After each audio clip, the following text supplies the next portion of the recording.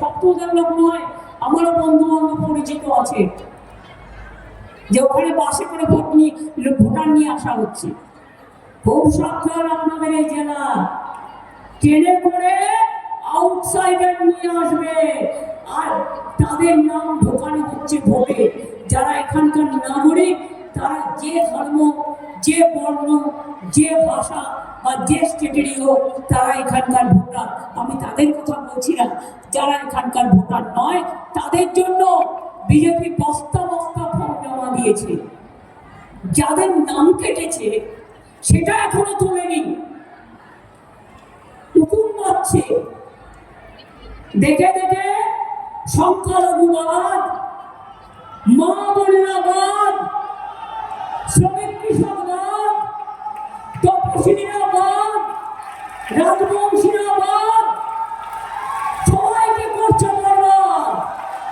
আর এখন আবার নতুন করে ফর্ম জমা দিচ্ছে লুকিয়ে লুকিয়ে। বাংলার লোকের ওপর বিশ্বাস নেই, কারণ লড়াইয়ে তো হারবে, হেরে বসে আছে।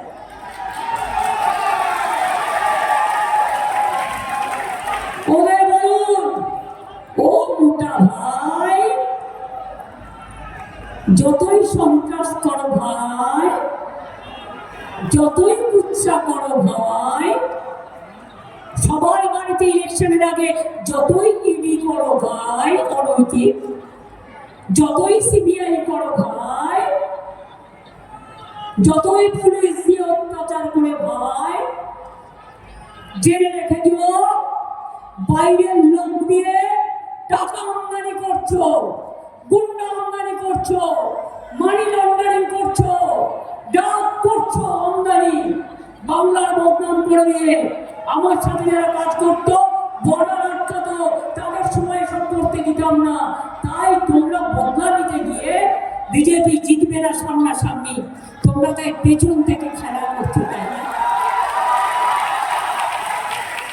দেখুন, আমার কথা নয়, একটা কাগজ লিখেছে দেখুন আজকে, ভোটমুখী 5 রাজ্যে বদলি, 503 জনের মধ্যে 5টা রাজ্যে ভোট হচ্ছে, 483 জন হচ্ছে বাংলায়। লজ্জা করে না বিজেপি? আমি হয়তো গলায় দড়ি দিয়ে মরতাম। বিজেপি লজ্জা, আর কংগ্রেস তো বাংলায় আর দোষর। এটা লজ্জা হওয়া উচিত।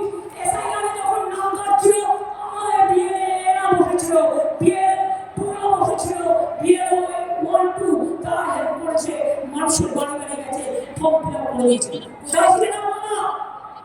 বারবার বলেছিলাম চলুন সবাই মিলে একটা নির্বাচন কমিশন দেয়, কই সেদিন তো কর্মপাত করেননি। আর ভোটের সময় এসে ভোট চাইতে লজ্জা করে না? একটা বিজেপির ঘরে রেখে আর এক পা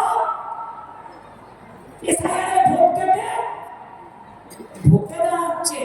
আর ভোটে দাঁড়ালে বর্ষাতেও থাকতে হয়, ঝড়েও থাকতে হয়, রোদেও থাকতে হয়, জলেও থাকতে হয়। মনে রাখবে, আমি সব পুজো কমিটিগুলোকে বলবো, আপনাদের সবাইকে আমরা যতটা পারি আমরা সাহায্য করি। হয়তো সেটা বেশি নয়, কিন্তু তাতে ওরা গ্রামের পুজো হয়ে যায়। আপনারা আগামী দিন দেখেছেন বিজেপি এর বিরুদ্ধে রোজ বলে কোর্টে গিয়ে আটকে ছিল।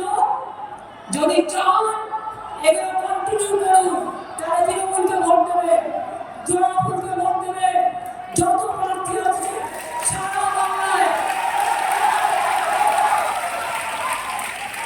একটা কথা বলে যায় মাথায় মনে,